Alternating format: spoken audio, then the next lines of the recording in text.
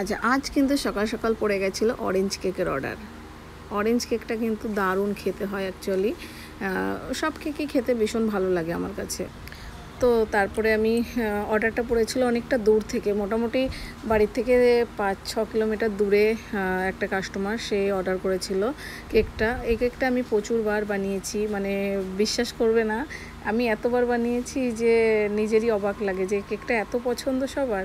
প্রচুর বানিয়েছি। তো এইভাবেই ছিল, 4টে ওপরে দিয়ে দিয়েছি গোলাপ ফুল, ইয়েলো কালারের গোলাপ ছিল, আর নিচে একটা দিয়ে দিয়েছি কেকের নিচটায়। তো তারপরে বলেছিল যে মানে এটা একটা মানে পুরনোই মানে ডিজাইন, রিটার্ন আবার বানানো আর কি। এটা একটা সানফ্লাওয়ার, সেটাও আমি আবার বানিয়েছি বেশ এরকম সুন্দর করে আস্তে আস্তে। এটা আবার একটুখানি হালকা পিঙ্ক কালার দিয়েছিলাম, ওপরেটা গোলাপি গোলাপি মানে হালকা পিঙ্ক, গোলাপি বলবো না, হালকা পিঙ্ক কালার। তো সেইভাবে সূর্যমুখী ফুলগুলো দিয়েছি।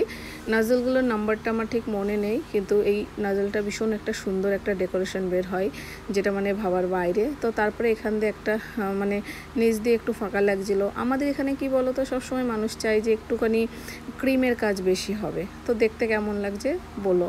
আর ক্রিমের কাজ মানুষ কেন পছন্দ করে, কারণ বেশ টপার এসব দিলে অনেকেই পছন্দ করে, কিন্তু আমার কাস্টমারগুলো আমি জানি না কেন ক্রিমের কাজ বেশি পছন্দ করে, বলে যে ক্রিম একটু বেশি করে দেবা, বেশ ডিজাইনটা সুন্দর হবে, ক্রিম লাগবে, মানে খেতে ভালো লাগবে।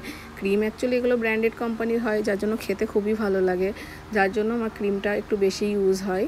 তো কেমন লাগছে তোমরা কমেন্টের মাধ্যমে জানিও।